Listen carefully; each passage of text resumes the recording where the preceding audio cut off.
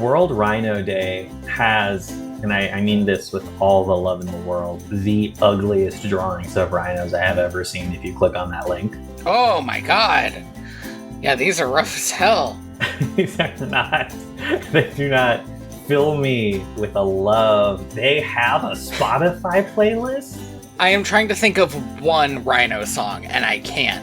I'm reading all of these rhino songs. I've never heard of any of these songs. The Lone Rhinoceros, Rhinos. Yeah, I've never heard of these, and so many of them are just called Rhinoceros, which I do love. Crazy. One of them's called This Old Heart.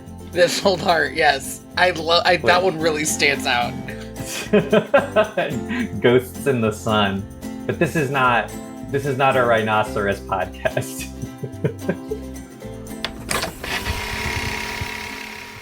We need to talk about the elephant in the room. Sorry, the rhinoceros. The rhinoceros in the room. My Yes. apologies. Charlie Sheen is the lead voice actor in this movie. Mm-hmm. It's very noticeable as soon as it happens that it's not Burt Reynolds.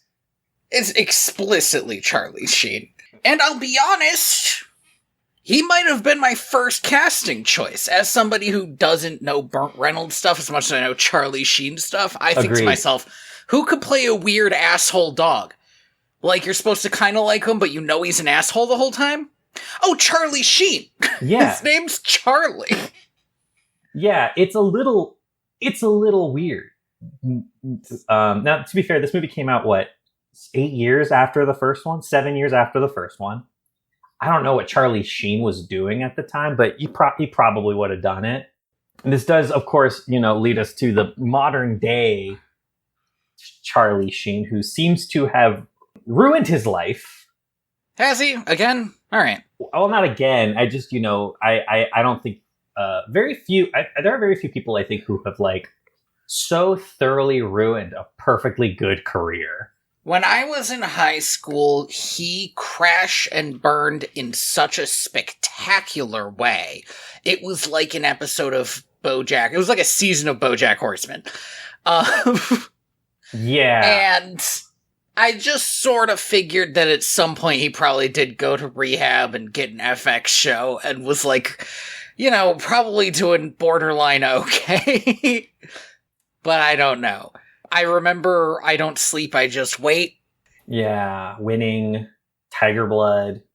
Tiger Blood, yes. But that was literally one cocaine-fueled interview. And maybe that's just what does it. Maybe he just gets his checks for all the old movies he was just like, well, I'm not doing anything else now. Yeah. Maybe he cashes his All Dogs Go to Heaven 2 check, a movie which I watched on Tubi and did not have any commercials. No, not a single ad. Hold on, actually. I don't know if you saw this. I was so astounded by this. Because Tubi has decided to go the way of Netflix, which is that they do their own custom DVD art. Yes! And it's horrifying. Why does he look so bad? There are 3 All Dog Go to Heaven movies on Tubi. You, what? 3? What's the third one? Okay, so Jamie said you mentioned this last podcast and I did not remember it. It's All Dogs Go to Heaven, the Christmas Carol. Oh. All Dogs Christmas Carol. Okay. And All Dogs Christmas Carol, that was also on here. They all have this same thing, which is a very close-up shot of one of the dogs. For some reason, just this one of Itchy looks nasty as shit. Itchy looks gross. He looks like Littlefoot or like a fucking Land Before Time dinosaur. He's so rankly. He's a character with a perfectly good character design. Not awesome, but better than this. Okay. Welcome to Direct-to-Video. VHS. A podcast where we pair movies like fine wine. It is, at this moment, September 22nd, so we're really stretching the idea of the dog days of summer into fall. I believe it is the day of the equinox. Yeah, today, which means we just got it in there at the time of recording. Obviously, when the episode comes out, it'll be fall. That's nobody's fault but mine.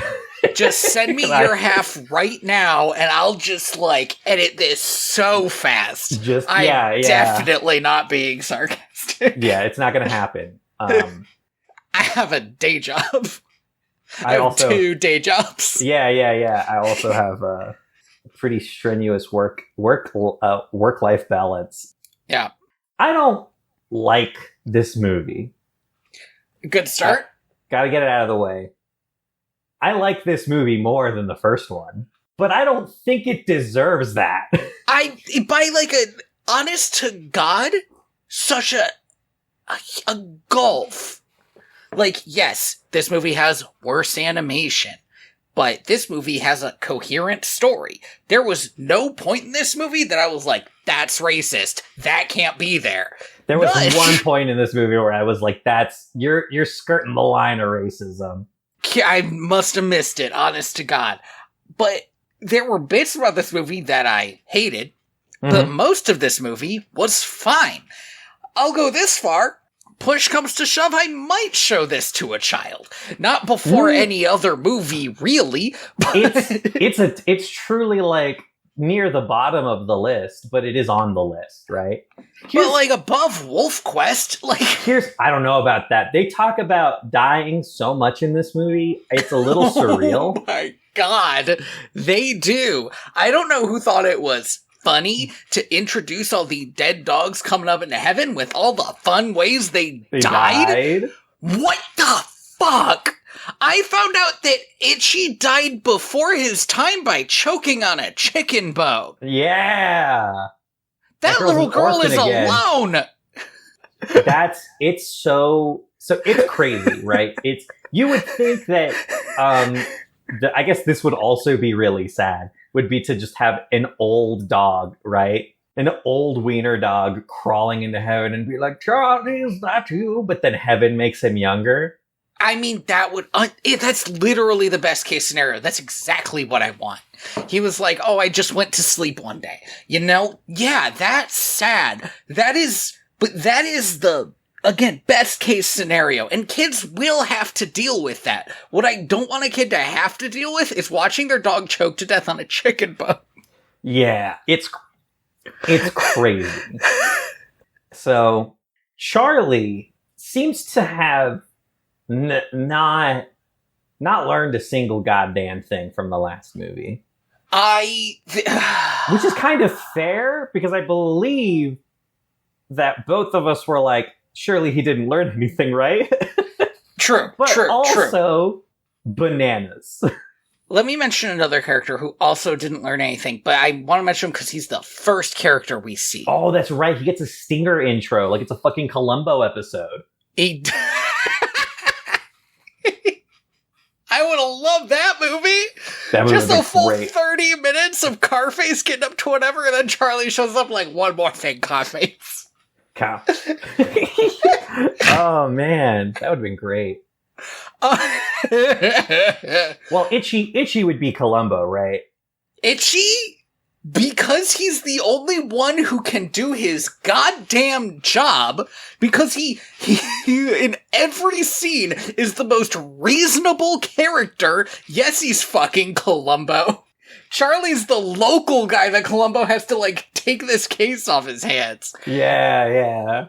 What I wanted to say, though, is Carface has been watered down and vanillaed so much, he's essentially got to.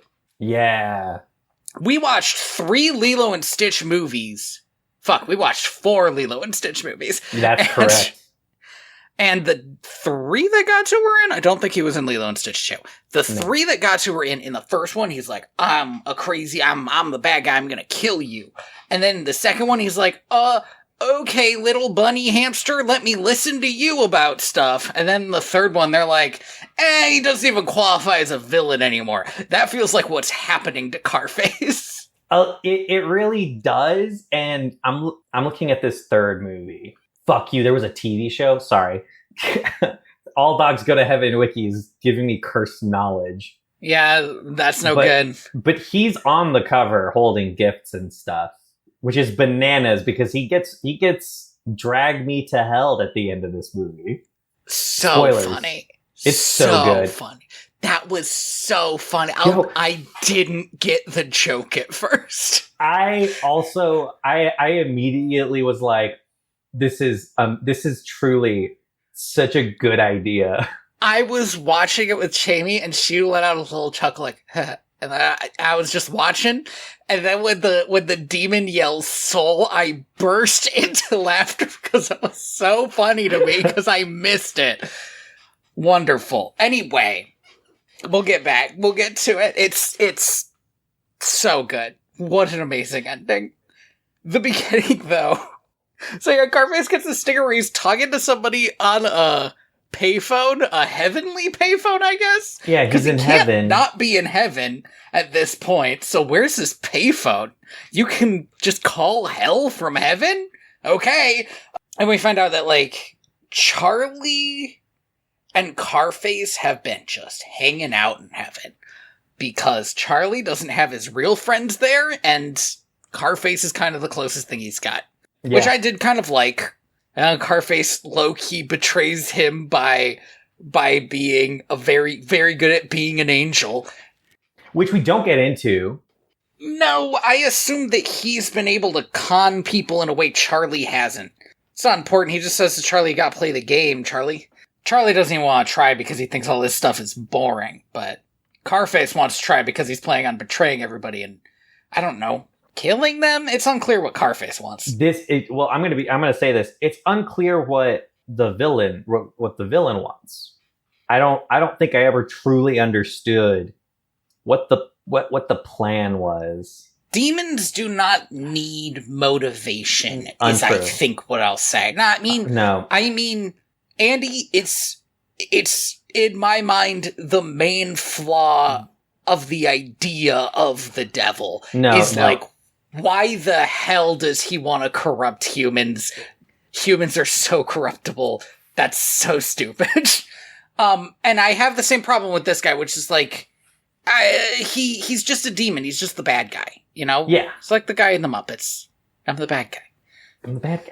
It feels like such a convoluted plan.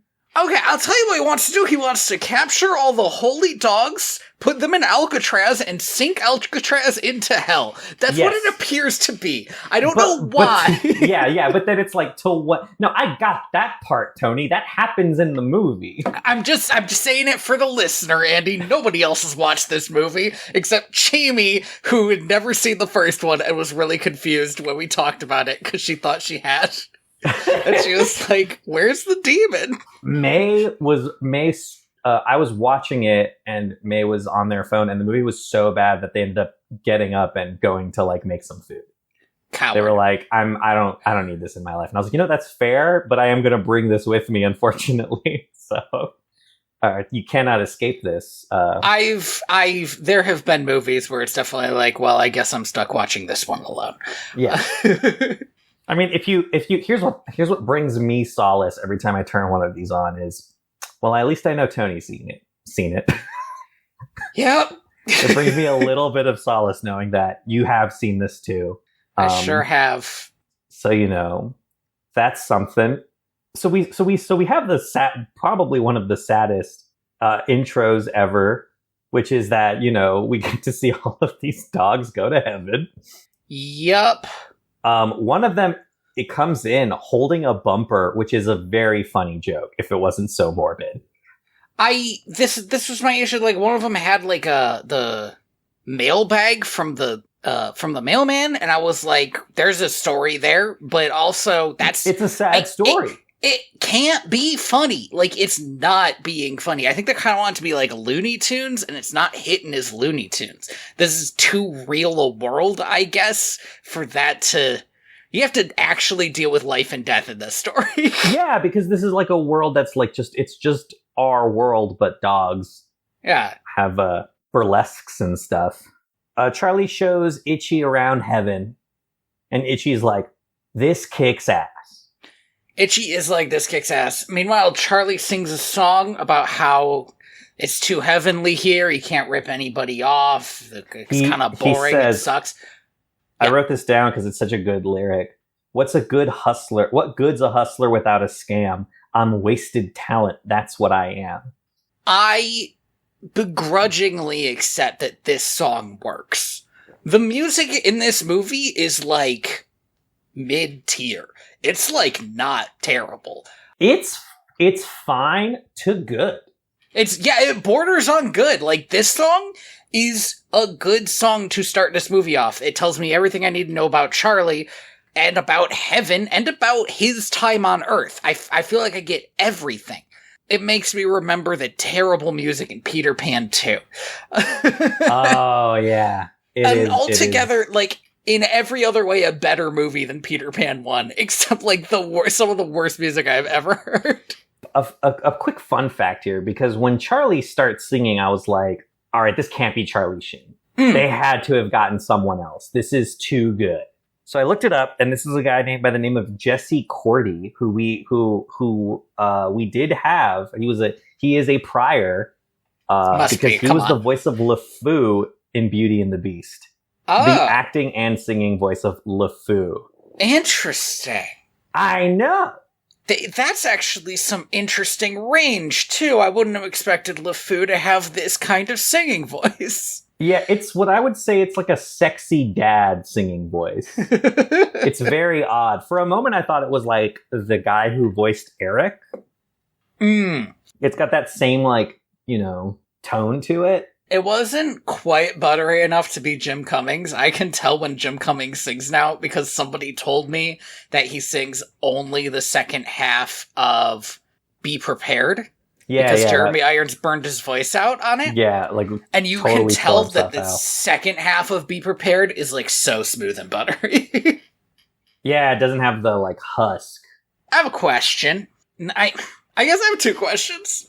The first one, and this is important because it might, if you are willing to be kind of film theory about it, might point to something that the villain would actually care about and want.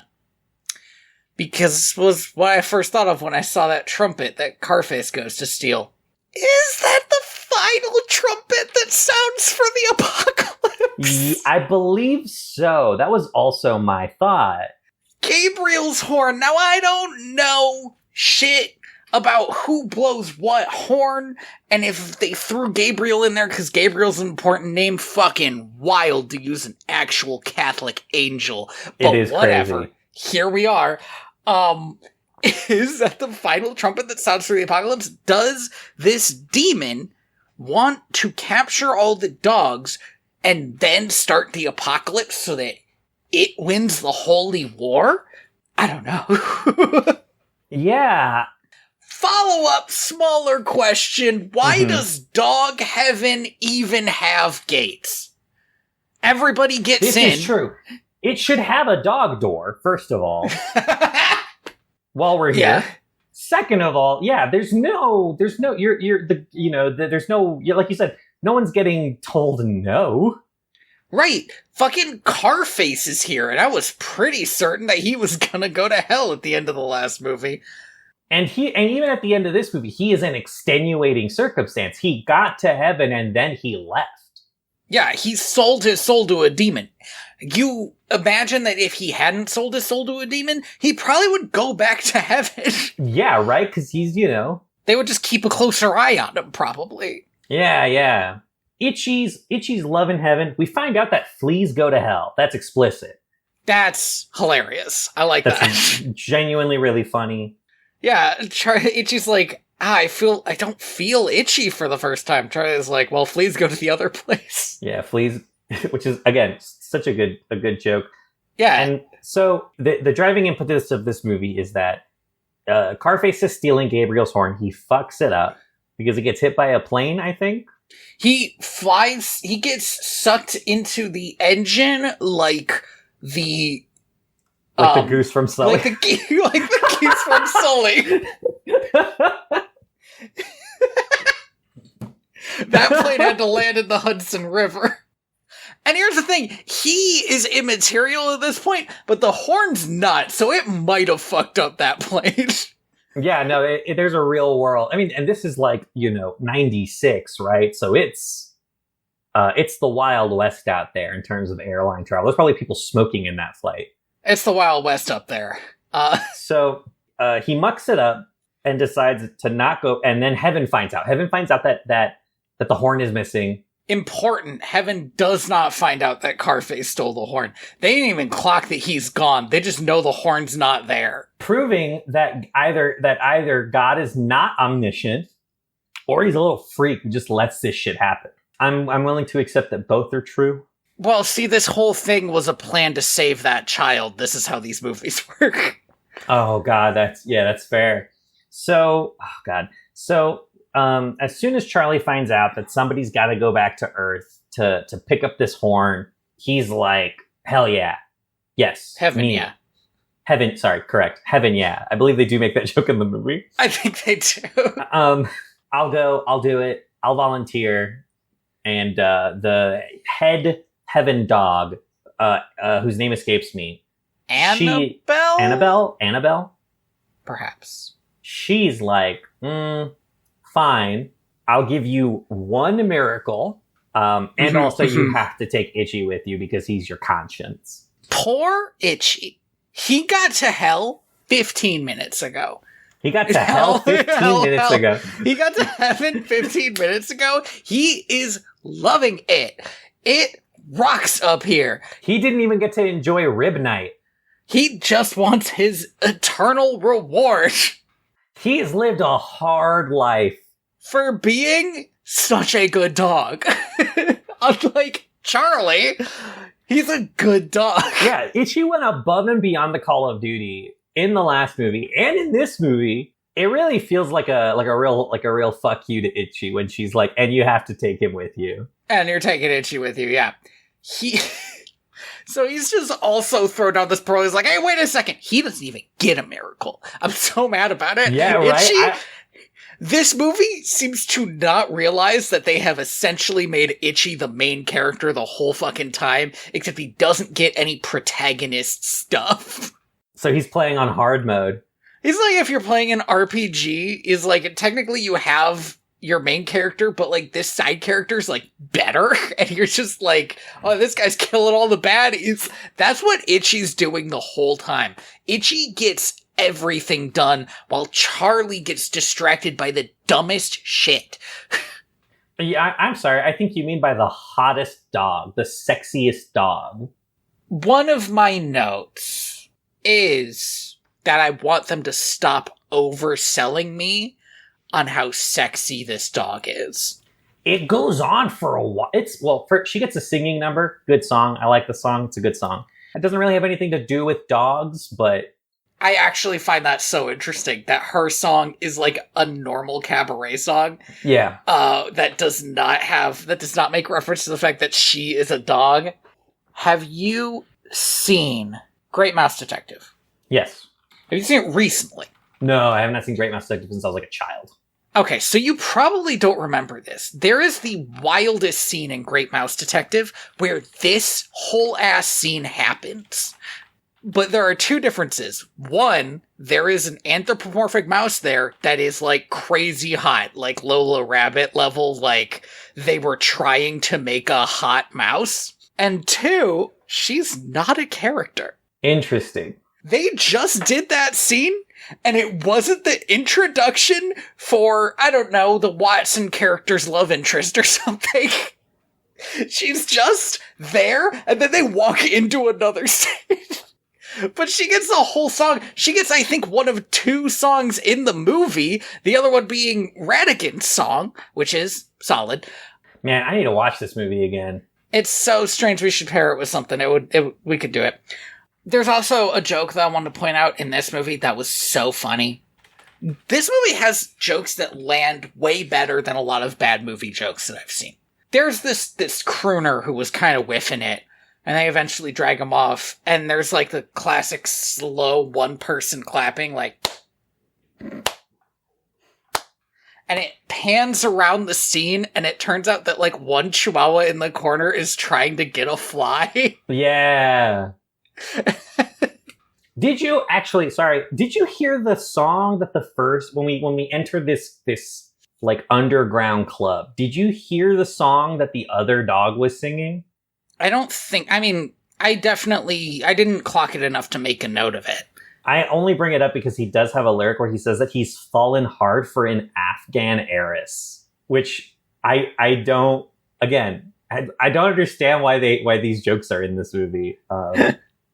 But it really like clocked me. I was like, whoa, why are we talking about this? Whoa, what? What? So this dog who has this whole thing, she's so 90s kids femme fatale, you know? She's essentially Jessica Rabbit. Yes. Where she sings a song about how people are always all over her and she literally doesn't want them to be. And while that's happening, Charlie is getting so horny for her. By the by, this is also the scene where we find out that since he's an angel, Charlie cannot... Oh, right. They're ghosts. They are ghosts. Yes. Cannot interact with the world. And he's like, that's such a dirty trick. And I was like, you just didn't know the rules, Charlie. Yeah, you got it. He is okay with this because he just wants to find the stupid horn and leave. He wants to go back to heaven. And Charlie's like, I want a root beer, which you cannot tell me they don't have in heaven. I want a root beer and I want to gamble. At one point, he's like, I want a burger. And it's like, they have a fucking rib night, dude. You're telling me they don't have burgers in heaven? They have burgers in heaven. Here's the thing, Charlie. I don't fucking believe that you can't get the nastiest fucking burger in heaven. There's one thing. Maybe they don't have gambling, because like he says, everybody's a winner. And you know what? I get that, Charlie, but eat a burger. You can eat a burger. You can eat a burger. You can drink a root beer. God isn't anti-alcohol. You could have a real beer. He gets super, super horny for this dog, and it sucks, and I hated it the whole time. It's the rest of the movie, unfortunately. Yeah. And it truly, like, culminates in the worst way possible. Then they see Carface. Carface is just lounging around smoking a cigar, interacting with people, and Charlie's like, Carface, what the fuck? You gotta get me in on this grift. Fucking no red flags here. And she's like, Charlie, this is all red flags. And Charlie's like, no, I need to have a physical body. So they can bone down. I'm ready to go to Bone Town. And then she's like, Charlie, they have bones in heaven. Also, I guess this movie forgot or maybe just kind of glossed over the fact that Charlie and like head lady in heaven had a thing in the last movie. They had a thing. It appears she got over it. And also, Charlie had another girlfriend in that movie who was taking care of the orphanage. Yeah. And she's not dead yet because she hasn't eaten any fucking chicken bones. She's doing her job. But it feels weird that she's not important to this plot at all. But this is such a classic sequel thing anyway, to forget any romantic entanglements and introduce a new romantic entanglement, that it's just white noise at this point. Yeah. Carface brings them to this old fortune-telling dog who is clearly wearing a big rubber mask. He gives Charlie this collar, and Carface forces a collar on Itchy, and they give them a physical body. I don't think they make them mortal exactly. No, but it just lets them interact with the real world for 48 hours. 24 hours. Such a small amount of time. 24 hours. That's even less time. Yeah. And Charlie is into this. Itchy isn't. But they run off, and then it turns out, boom, guy rips his rubber mask off. He is... Okay. I hate cat versus dog stuff. It's the worst. It's the least original. Also, it's not a good movie. You mean the one? The one with Jeff Goldblum? Yeah. But yeah, this is the thing is it's been done in a million other movies. The only things that I've ever at all really cared for is like, you know, it was kind of interesting in Fievel Goes West when like the cats aren't versus the dogs, the cats are trying to eat all the mice. But so little stuff does it even hold up to that extent? And it's like, we never meet a cat in this movie. We never met a cat in the last movie. There is absolutely no indication of, like, what cats are like, why a cat would want to curse dogs, and why this quote-unquote cat is 7 feet tall and clearly some kind of fucking mountain lion. They keep calling it a cat. It looks like a wolf. At one point, the kid in this movie, the foppet, refers to the cat as mangy, and it's like, listen, this cat is immaculately groomed. First of all, it is not mangy. Yeah. Second of all, it is massive. It's so huge. I think the thing about this that really gets to me is in American Tail, right? It's like the cat is like the big evil. Mm-hmm. And a big part of that makes sense because like cats predate on mice.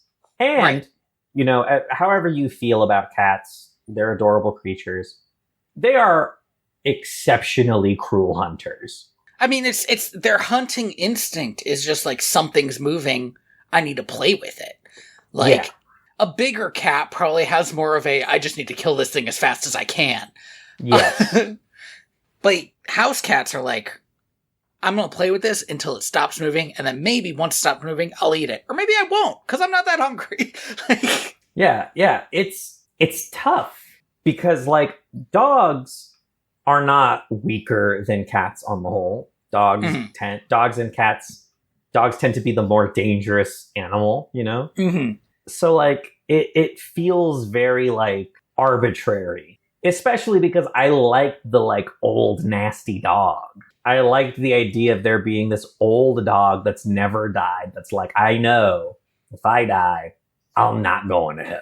I would have totally accepted a dog demon. The dog demon in the last movie was fucking cool. Looks that sick guy as shit. Was crazy. He's only in the movie for like 2 seconds. You brought up the idea that this was the first dog demon that was created because Charlie was going to go to hell. The idea... And they needed it. They needed to make dog hell. The idea that there is a dog ruling over dog hell and there's fucking nobody there, not even Carface got in, and he's like, I'm bringing everybody to dog hell. That's a movie! I believe we have just rewritten Reaper Man. We've just reinvented Reaper Man. Not exactly. I mean, there's no hell in Reaper Man, but yeah, I believe the big thing that happens in that movie is that the new Death, it goes a little crazy with it, right? New Death wants to is like, I am better than humans. I kill, and Death is like, I don't fucking kill. What the hell is your problem? Whoa, dude. He wears a crown. He's like, I rule over them. And Death is like, nah. Terry Pratchett had a big issue with crowns. Yeah, Terry Pratchett's weirdly obsessed with the idea of, like, monarchism.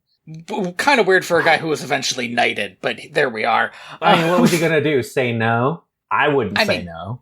Yeah, I probably wouldn't say no either. You have to kneel in front of the fucking queen, though. You get a sword. You do get a sword. I think so, yeah. I think they give you the sword. That's awesome. That's cool. Yeah. Plus, people refer to you as sir, even in, like, American newspapers. Right? I thought we were over it, but no.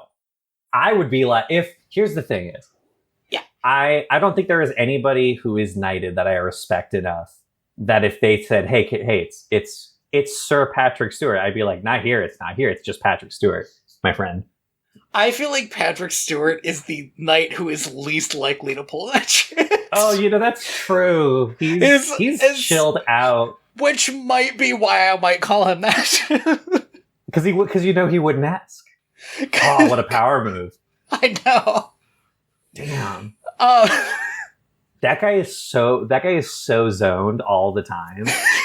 It's crazy. I mean, for listeners, I mean, he does a lot of weed. It's truly bananas. He loves it. Where the hell were we? We're stalking the stalking the dog. We're talking about the demon, and this demon sucks. It's like they thought, oh, let's make the demon a cat, and then did not think about it at all beyond that. The cat hates dogs, and I don't know why. If they should have made it a lion, just a lion. Although that would have made them ripping off Scar's musical outro a little bit too much. If they made him a lion, they would have gotten so sued. They would have gotten pretty sued, yeah. This cat is already like 78% Scar. Yeah, voiced by the way, the cat. I believe it's just called Red, according to IMDb. I'll believe it. Voiced by George Hearn, who I don't know, but some people might know because he was Sweeney Todd in one of the concert versions of Sweeney Todd. Oh, and also Daddy Warbucks. I mean, he can sing, so I was going to say Broadway, but obviously not Broadway. West End actor. Yeah. My guy is out here like being just an evil person. Great, kicks ass, good for him. He's got the voice. That I didn't like the villain song. I don't think it's very good. But like he's going for it, and that's he's awesome. Selling it though. So Charlie continues to be the worst. Let's talk about it. He does stalk this woman. Mm-hmm. I guess he goes back to the thing, and she's like, turns out they were literally singing for food. But they're not going to give it to her, so she steals some hors d'oeuvres. Yeah, they like shaft her a paycheck. Yeah, and then like she's like forced to leave behind, so he takes it to her. It was at around this point, like maybe a minute before this point, that I wrote down, we're about halfway through the movie, and I still haven't seen the kid. And then we see the kid. Yeah, she tells Charlie, I have a kid. Charlie's like, I'm good with kids. I said out loud, no, you're not. Continue. No, you're not. We watched an entire movie of you being the worst to child. I guess you gave all those puppies a cake and a pizza. He thinks giving a kid a pizza is the same thing as being good with kids. Yeah, as being a present and loving father. Yeah. So yikes, big bird. we find out. I know we find out that she's got a human kid, and the movie doesn't get into this because at first I was like, okay, so she's been taking care of this kid since this kid was like a baby. Not so. Yeah, he ran away like possibly a couple days ago, as little as a day ago, because his parents are just telling the cops about it. And she, like, found him, and she's, like, I forget her name. You know, that... They don't say it a lot. Sasha LaFleur. Terrible. But Sasha is just about... She's kind of got that heart of gold thing. She's, like, the nicest dog in the movie, if we are ignoring Itchy, which the movie tends to do. She sees this kid as immediately, like, I guess I better get food for this kid. He's lost. Yeah, so it's been like maybe a day or two that he has run away. And this is when we find out that because Itchy and Charlie are angels, they can talk to humans. Huge. Yes. That is a buddy cop TV show already. I don't know why we're not watching it now. And Charlie uses his miracle to allow Sasha to talk to the kid too. I also don't remember the kid's name, but okay. In the worst possible way. Because he assaults her. He kisses her full on super hard on the mouth, and she is offended by it in a way that's like clearly she did not want this, right? Mm-hmm. And it is glossed over the fact that that's, hey guys, the definition of assault. Because the movie knows that at the end of this movie they're gonna date, so like who cares? I'm going to say this now. I'm sure I'll say it again. The most unearned pairing maybe ever in a movie. I don't know why she likes him by the time she starts to like him. I didn't see that built up. It's He crazy. still sucks. Well, and also, like, while we're here, this fucking kid, who I had the tab open and then I closed it. Yeah. So, He's referred to as a kid or the kid in all of my notes. Yeah, I think I just call him like the shit kid, or stuff like that. He's a little magician. He sucks, but magician. he sucks in a pretty reasonable. I'm 8 years old way. He's a selfish idiot, but like, yeah, he's 8. David? Sure. I don't know. I think it's David. I'm going to go with David. So this fucking kid, this dog has been she's been taking care of this kid for maybe a day, maybe a week. Who knows? Maybe 3 years. Probably maybe not 3 years. Some indeterminate amount of time. As soon as Charlie shows up, this kid's like, well, you know, this other dog can fuck off and die. Charlie's my hero. Charlie saved my life. To be fair, Charlie does claim to be his guardian angel. And there's sort of an immediate like, oh, I guess I trust you and love you forever then. But like, yeah, to the point where it feels like he's ignoring his dog who chose him and fed him. Has been taking care of him. And then we find out what this kid's deal is. Yeah. Which is that he's got a stepmom. That's kind of the whole thing, is he's mad about that. She is having a baby, and he's got abandonment issues, which... Yeah, sure. I would hate to know could you imagine what it would feel like if you were showing all of your love and affection towards one person, and then all of a sudden somebody new came along, and you were like, well, they're just going to get 100% of my love and affection now. Wouldn't that be wild? Wouldn't it be crazy if you did that? You're dumping a lot. You're dumping a lot on this kid. He's literally a kid. He's like 8 years old, apparently. Yeah. But like, still, it's just, you know, problem isn't with the kid. The problem is the writing, right? But it unfortunately manifests in this this piece of shit kid who I mean, it does manifest in this piece of shit kid. The kid's a piece of shit. Here's one thing I will say. Mm-hmm. In defense of this kid. Yeah, of course. Which is, Itchy is the fucking only one here who knows how to play with a kid. Oh my god, it's true. Do you think he's playing with this kid for his entertainment? No, he is keeping this kid safe and happy. And meanwhile, Sasha and Charlie are like flirting or arguing or what the fuck ever, and this kid might as well be abandoned, except that Itchy, who did not want to do this, is ride or die on this kid. Now, this is crazy for two reasons. One, it shows a lot of growth on Itchy's part, because in the last movie, Itchy was not about it. But he has now spent his whole life, because he's dead now, playing with a kid, and so he's good at it. He's great at it. This kid is not freaking out as long as Itchy is taking care of him, and that's huge.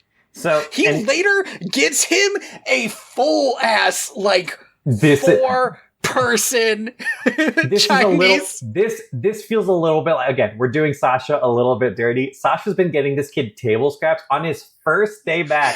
And she's like, I got you a full Chinese meal with chopsticks.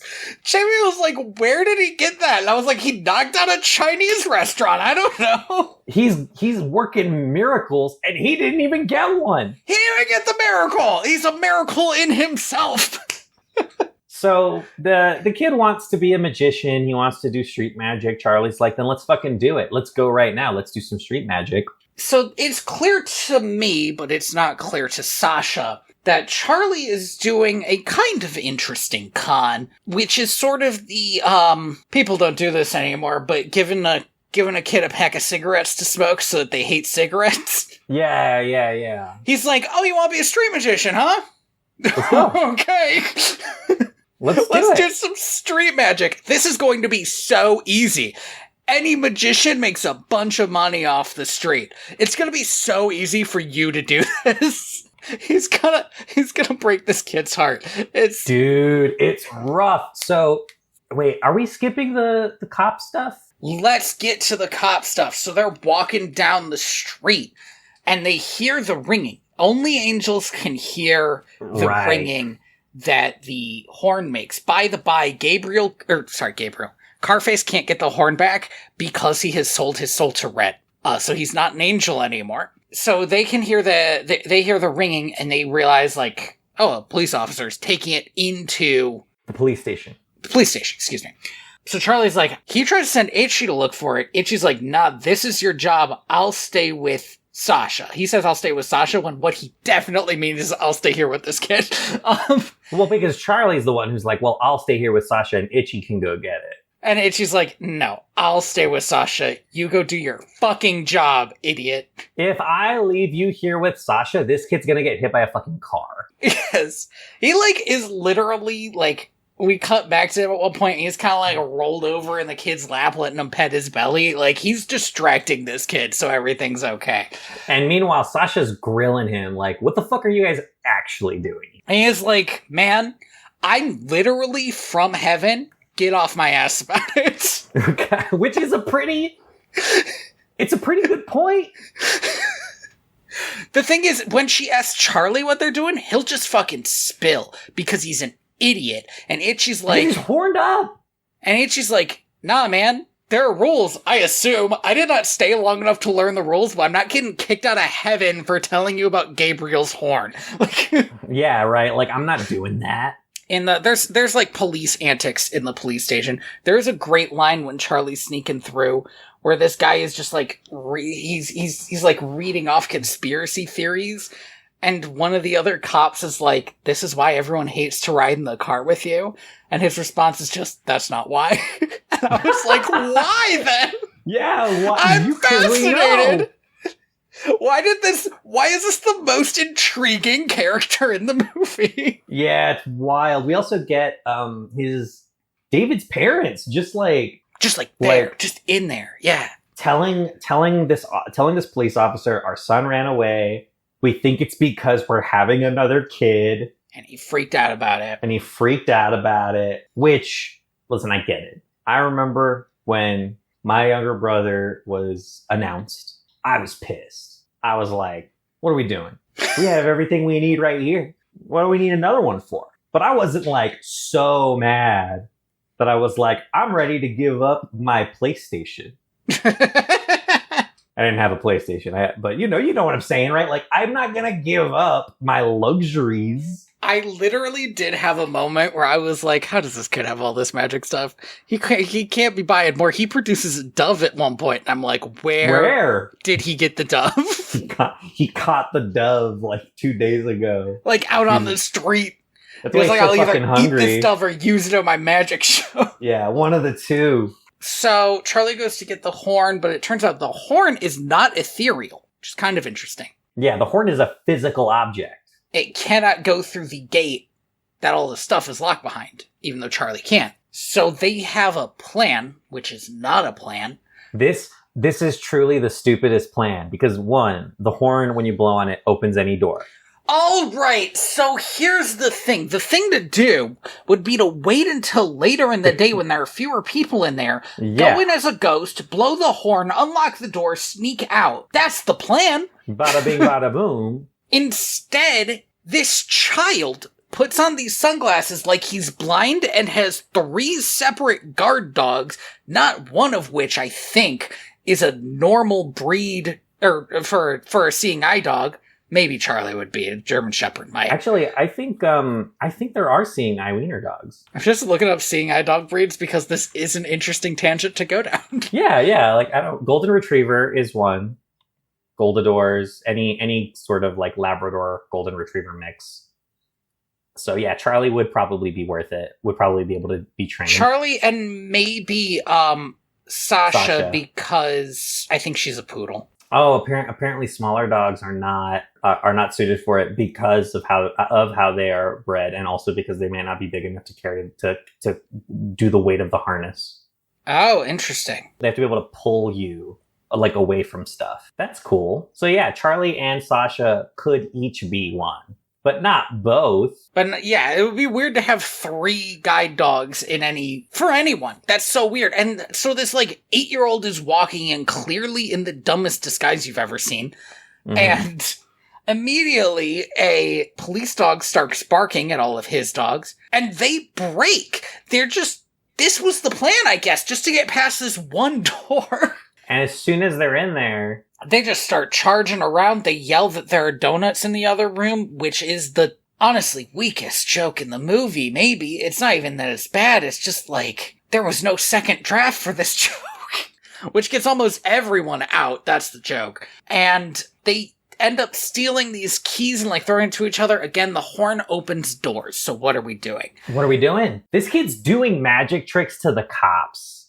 Now that's good. And I do love a like magician it. handcuffing some cops. I do. It's one of the best scenes in The Prestige is when he handcuffs the guard to a desk. It's great. And they steal the horn, but the woman who was talking to Charlie's parents recognizes Charlie and is calling him, "Hey, Charlie!" Running after Charlie. David. David. I don't remember the kid's fucking name. Charlie's like, "We gotta get away," gets on a scooter, puts on the helmet, and Sasha grabs the helmet from him and puts it on David. Good move. Great bit. Love that. Carface is also here. Honestly, I went through most of the movie thinking we weren't going to see a skateboard. Okay, I was going to ask you about this because at around this time, I was like, damn, I'm really thirsty. I'm just not going to pause the movie and I'm going to go get myself a drink. Did you miss Carface sketching? And I missed the skateboard because when I came back, I was like, okay, I guess there's no skateboard in this movie. That fucking Skateboard, nothing. He gets on the skateboard and grabs onto the cop car. He's doing amazing. A Marty McFly. Yeah, by the time I got back, he was on top of the cop car. So I was going to ask you. He's skating behind the car while Itchy's like on top of it because he was flung off of the poor guy of the moped because nobody fucking cares about Itchy, despite the fact that he works harder than fucking anyone. Also, it's a little weird. They consistently forget that they should draw the collar on Itchy. He wears a V-neck shirt. It can't be covering that collar. Yeah, they really do play fast and loose with it. Which, to be fair, the Carface of all the characters, the most off-model. He is. Oh, yeah. I feel like he shrinks sometimes. Like, they make him even shorter, which is a little rude. I cannot believe you missed Carface sketching. That's so funny. I missed it. And so at the end of the movie, I was like, I don't think there was a fucking skateboard in this whole movie. And I'm pretty mad about it. But then I thought about it and I was like, well, I might have missed it because I did get up for like a solid 3 minutes to go like grab some tea. For the one moment when a skateboard might have appeared. Might have shown up, but I was just so, I don't know. It was just, I was checked out a little bit at this point in the movie. I understand not being fully locked in on this movie. It's just funny that that's the bit you missed.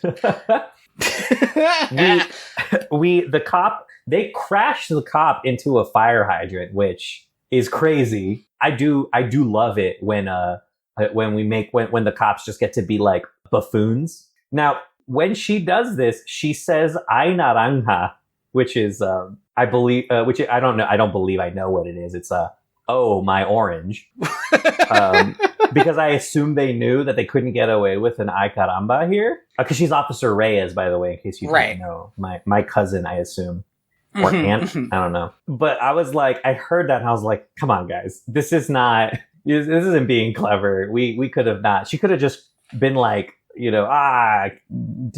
kid, dogs, curse you dogs. I'm trying to remember what movie this was because it's like not in my brain. If I were the cop, would I believe that these dogs have kidnapped this? You mean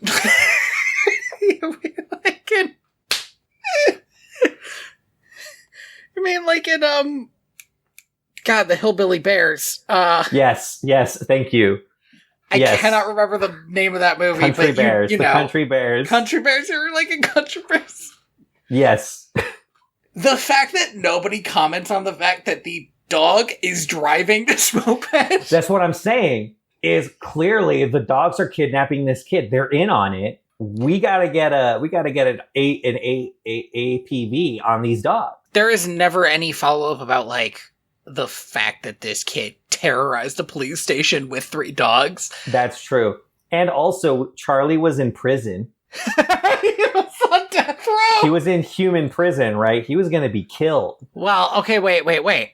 But that was in Louisiana. In Louisiana. You would have to do some tracing to figure out that this was the same dog. There is a truly amazing movie here where this cop looks into this dog and is like, this dog had a gambling den. This dog went to prison for murder. Maybe. I don't actually think we ever find out why he went to prison. And they would like look at it and be like, "This was 15 years ago. This can't be the same dog. This can't be the same dog, but he's kidnapped this kid. We have to do something." And then the conspiracy theory cop is like in on it. He's like, "Yes, no, I know what it is. These dogs went to heaven." So funny to introduce a conspiracy theory cop and then not have him think that something was weird about this. Right? It's just a lot. Nothing comes of this. We never see any of these characters again. Except for the parents, obviously. The whole scene, and I understand, listener, why Andy won't pick up on this. The whole scene was just to set up Carface sketching, I'm pretty sure. Oh, really?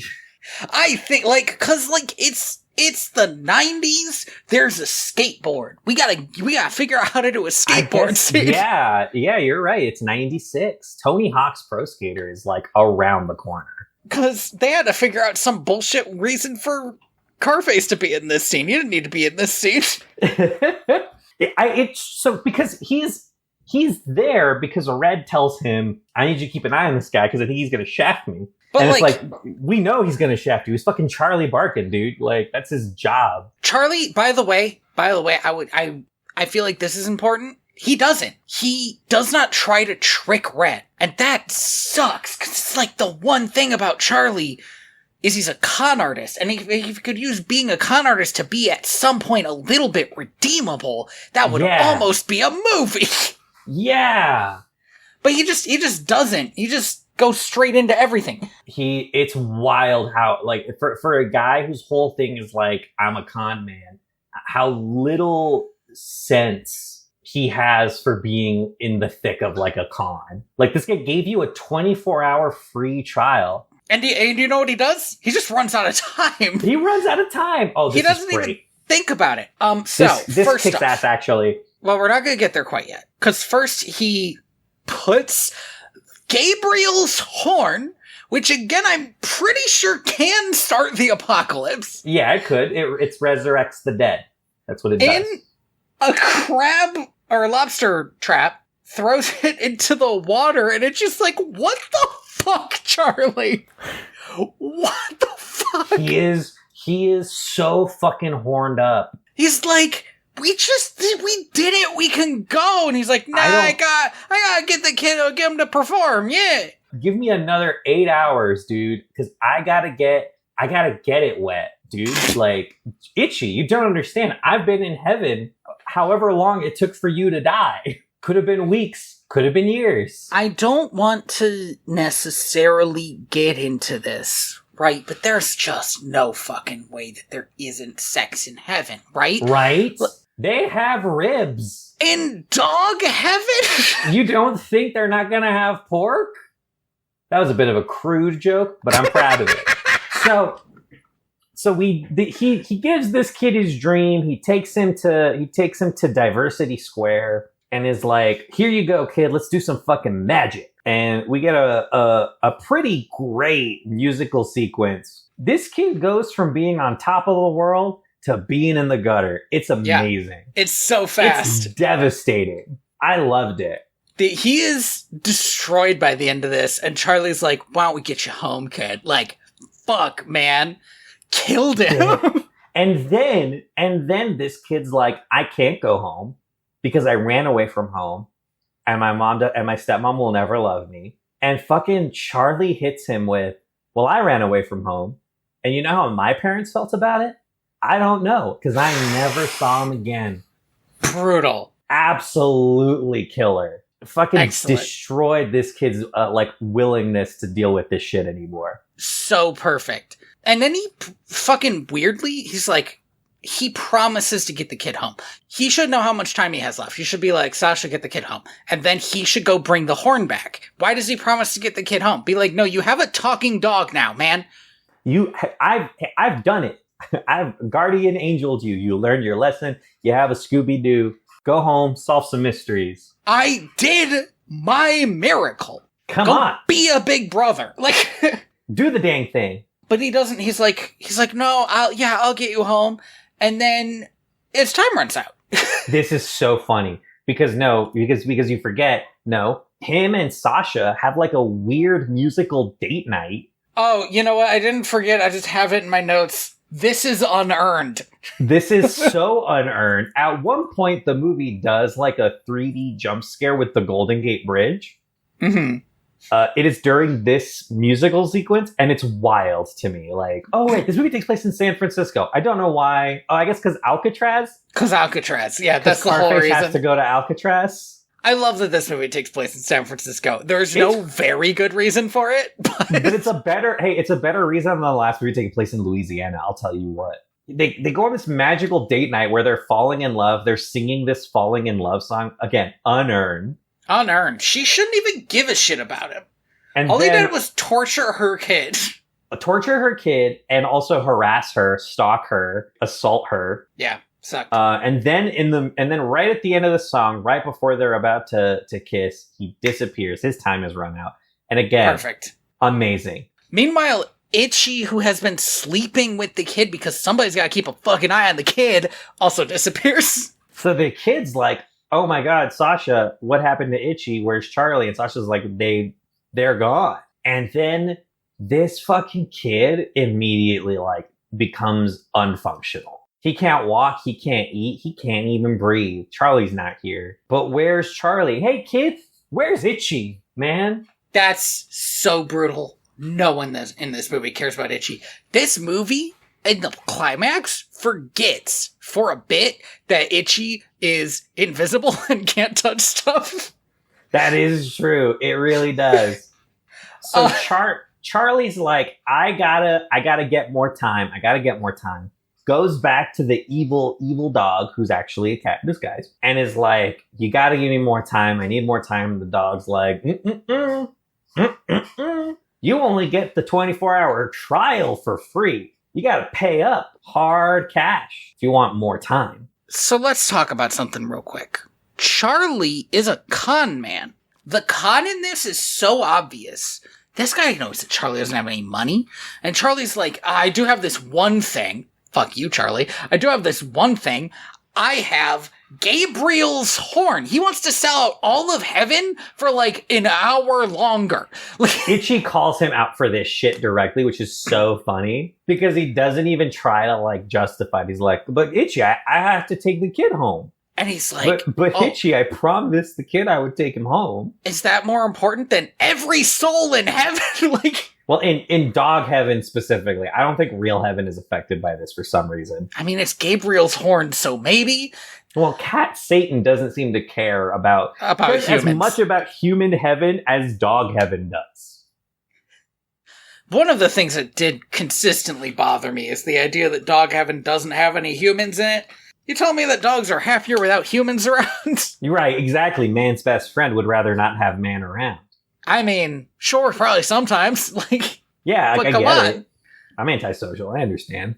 But it feels weird. It's a weird choice. It's a very weird choice. I guess if hell is other people, dog heaven can't have any. Here's my other thing. Because we're going to cut back to... He gets the horn. Okay, Red shook on it, made a deal, and he keeps talking about how his deal is like binding. Yeah, deals with me are final. You can't break the deal. Charlie does not seem magically inclined to not break the deal. At first, I thought that Charlie was like being forced to go get the horn and bring it back. And that would be so radical, right? That's what I thought too. And that he was gonna be running around with red eyes and then he gives him the horn and then he's like, oh God, what'd I do? But that's not what happens. He just wants to go get the horn. So he goes get the horn and then he goes and meets up with David and Sasha. The thing is I don't know why it matters that he made a deal because apparently it doesn't. Because in order to make sure they get the horn, Carface does kidnap David. Carface is such an efficient kidnapper, by the way. Man, my guy does like a fucking yank and twist so fast. He's quick, man. And he's like, get to Alcatraz in an hour, Charlie, and just rides away on a train. Yeah, this is wild that Charlie has only an hour to get to Alcatraz, but okay. He's late anyway. So Charlie gets to Alcatraz. And I need to say this, again, I know I've said it a few times, he doesn't have a plan. He's just gonna give the horn over to the guy. Yeah. But, he's a liar, right? Who lies? He's a con man. Why isn't he lying? This is his one job. It's supposed to be his one skill set, and he just he just wings it for the rest of this. And to be fair, it also feels like the villain is winging it a little bit. Charlie gives Red the horn, takes David, and they run back to the boat. And he's like, "You got to take this kid home. I got to go fix my mess." Charlie, I need to mention this bit because he does tell Itchy, get David home. I need to fix this. I say it again, the man's invisible. Itchy can't do diddly shit. They can't hear him. They can't see him. He can't even touch them. He ran out of time. And he didn't make a deal with the fucking devil because he is a good dog. Maybe Itchy should be the one to do this. And he does go back and is kind of the only useful member of the group. He gets a hero moment, which is bananas because nothing comes of it.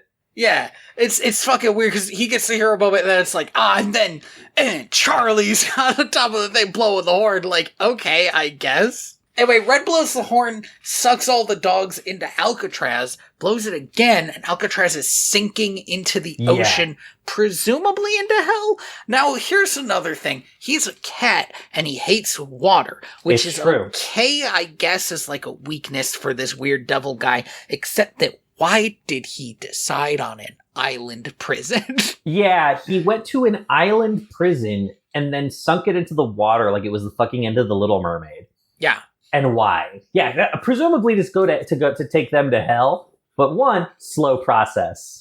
Yeah, it's not fast. They never get to hell, which is probably for the best. But also, like, show me some hell. Why not? Show me some hell. I got a little taste of hell in the last movie, and it kicked ass. It was the best part of that movie. I would like more. This, though, yeah. It should also be pointed out that some cats don't like water. Some cats do like water. I mean, this movie is not doing a lot to dispel any notions about cats.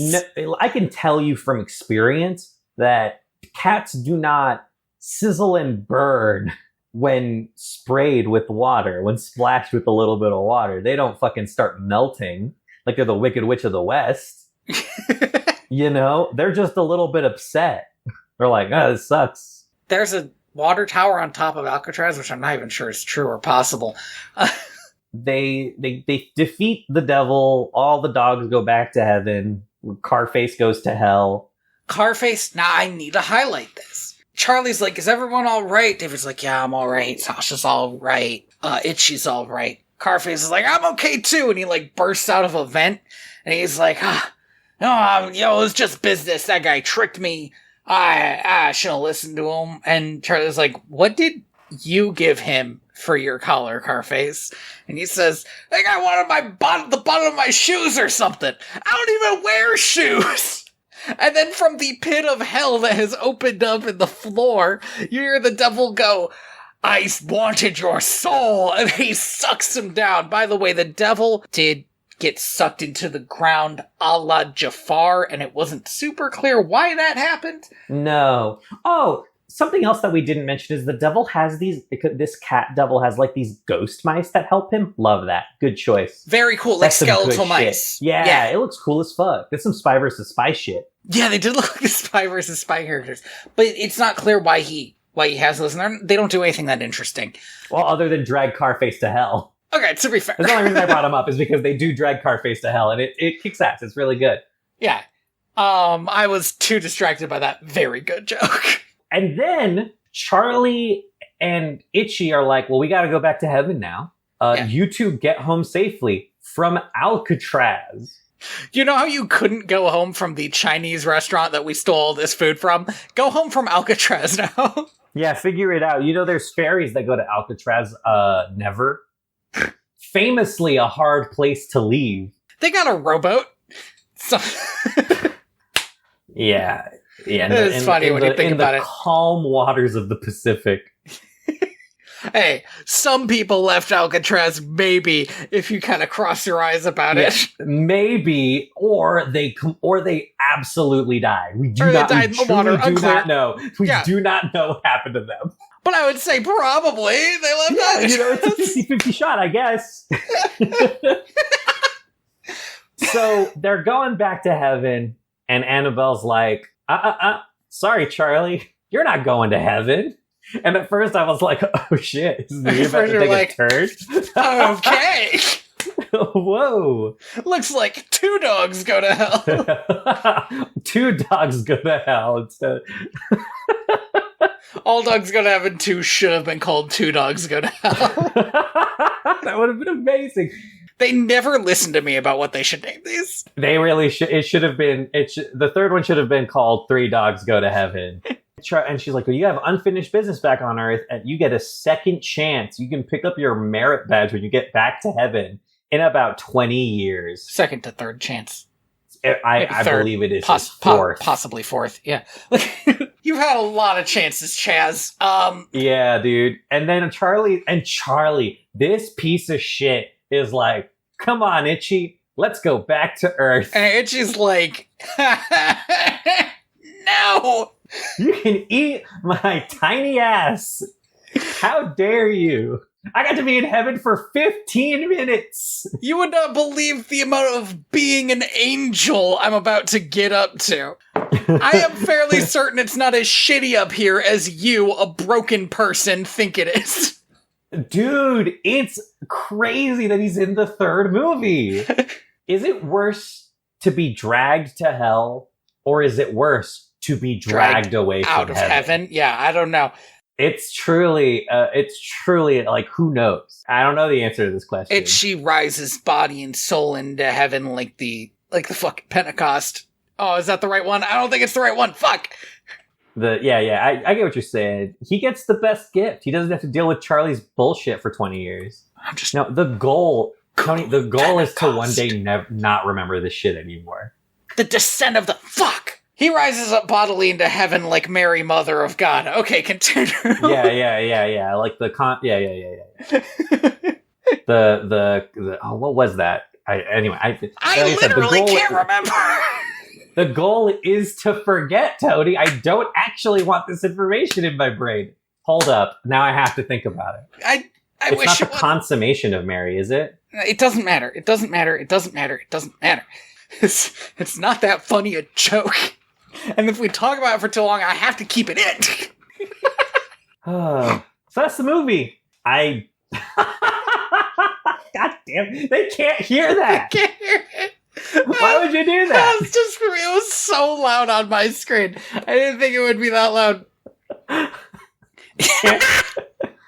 You got on my ass the one time I did that they can't hear it when you do it. Now you have to put it in. I needed to reset. Yeah. Charlie goes back and he's like, wow, yeah, now we'll get to live together. I guess those parents who just lost their kid and found him again are also adopting 2 dogs. 2 pretty big fucking dogs. He's gonna throw a fucking fit if they don't adopt those dogs. Dude, right? Yeah, could you imagine telling your kid who just got back from running away from home, no, you can't adopt these 2 dogs. What, are you crazy? Are you fucking high? Like, that kid's fucking halfway to Louisiana if you tell him that shit. Don't go to Louisiana. There's a bad movie over there. Bad movie.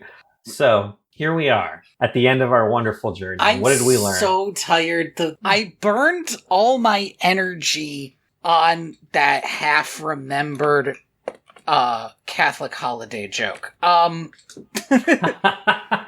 swear to God, I like, everything's gone. This movie was bad, but it was considerably better than the last movie, which is saying something. It functions as a film, you know? It's got a fucking, like, climax, got a beginning, middle, and end. This is the second Don Bluth sequel that was not made by Don Bluth, where it's like, oh, this is a markedly better movie.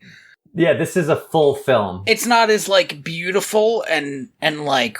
No. Interesting in that way, but, like, I can sit through it and be like, oh, that was a movie by the end of it. It was a movie.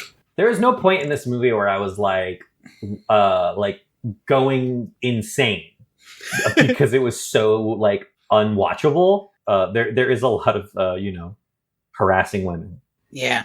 But to be fair, the last movie had weird vibes. So the last movie had very weird vibes, and it was like so much more racist. Yeah, this movie is like, you just got a little bit of it in there. but it wasn't terrible. Uh-huh. More diverse. San Francisco apparently does have a lot of people of color, which is great because it does. That's true, it does. And you know what? It's a low bar, but they clear it. They actually show some people. That's All Dogs Go to Heaven 2. 2 dogs go to hell. 2 dogs go to hell. Thank you for listening to Direct to Video VHS. VHS? I have been your host, Tony Robusto. I have been your host, Nate Reyes. Come find me on Blue Sky and at my website at inspiredbytruemets.org. Yeah, 110%. You can find me on co-host. Not for long, though. I heard. That's sad. Really? You didn't hear about this? How did I hear about it? No, I haven't heard about this. I guess co-host is going under? Or closing? Oh, that's unfortunate. I know because I saw a bunch of people talking about how great co-host was. I was like, well, I wish you told me about it before. Yeah, it's rough, but it happens. But yeah, I mean, you can also find me on YouTube at Ethical Games Journalism. How's that going? We've had a very busy summer because it's dog days, man. But yeah, it's the dog days of summer, man. We got a job, so our precious free time has gotten even smaller, and also had a bunch of other kind of family stuff that came up. But I'm hoping we'll be able to actually sit down and record again. Probably next week, but we have an episode ready to go. I just have to sit down and edit it. But yeah, it's fun. We're excited to get back to it. And that, of course, is Project Revolution, a project where me and my partner are going to be playing through all of the Wii games in release order. It's a lot of fun. They're an hour episodes, so go check that out if it's to your liking. There's a lot of cool stuff on there. Yeah, it's fun. I've watched some terrible games. I'm sure some of them are good. There are classics coming up. It's just, there's a lot of other stuff too. We forget that the Wii was also the invention of the middleware. You can find more of the podcast at direct2.video. That's right. And also on YouTube. And you can rate us in your favorite podcatcher. And thank you to Scott Buckley for Homeward. Yes. Which is our intro and outro. A huge thank you. Join us next time for Haunted Mansion 2003. It's gonna be... Can't think of a ghost pun. Well, it's gonna be... Wait. Reader beware. You're in for a scare. Wait, shit. Listener beware. We could have done Goosebumps if that's what you wanted. Wait, okay, well, hold on a minute. Wait. Aren't there two? There's 2 of those movies, right? I believe so. Ah, shit. Fuck. Wait, hold on. Should we do Goosebumps? Should we do Goosebumps? I mean, I would definitely... I've never seen them.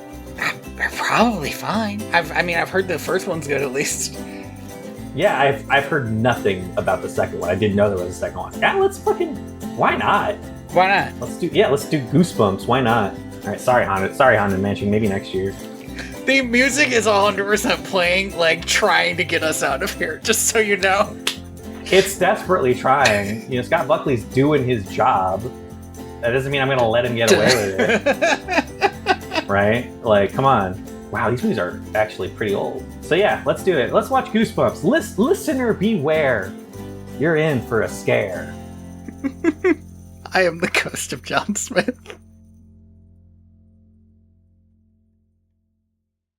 Oh, I don't know if you saw what I paired with Great Mouse Detective, which does say 2023, even though that is not when that came out. Yeah, I did. Robin Hood. I think that's a fair pairing. Because my problem with Great Mouse Detective is always that, they did other mouse movies. What's that? They did 2 of the same mouse movie? So those ones would be paired? Yeah. Yes, which at some point we should. I mean, if we want, we could add Rescuers and Rescuers Down Under to this. Yeah. I believe as a kid I only watched Rescuers Down Under. That's really funny because I've only ever seen the original Rescuers. That's what we had the tape of, That's how it works. Yeah. I mean, I had a VHS of The Lion King 2, and my cousins had The Lion King 1. So it was a real bait and switch whenever we wanted to watch the other one. And then a separate group of cousins had 1.5. It was truly really spread out. Our family did everything in their power to make sure nobody had too much Lion King. If you put all 3 of them together, they make the Triforce. Yeah, I thought you summoned Beetlejuice. Yeah.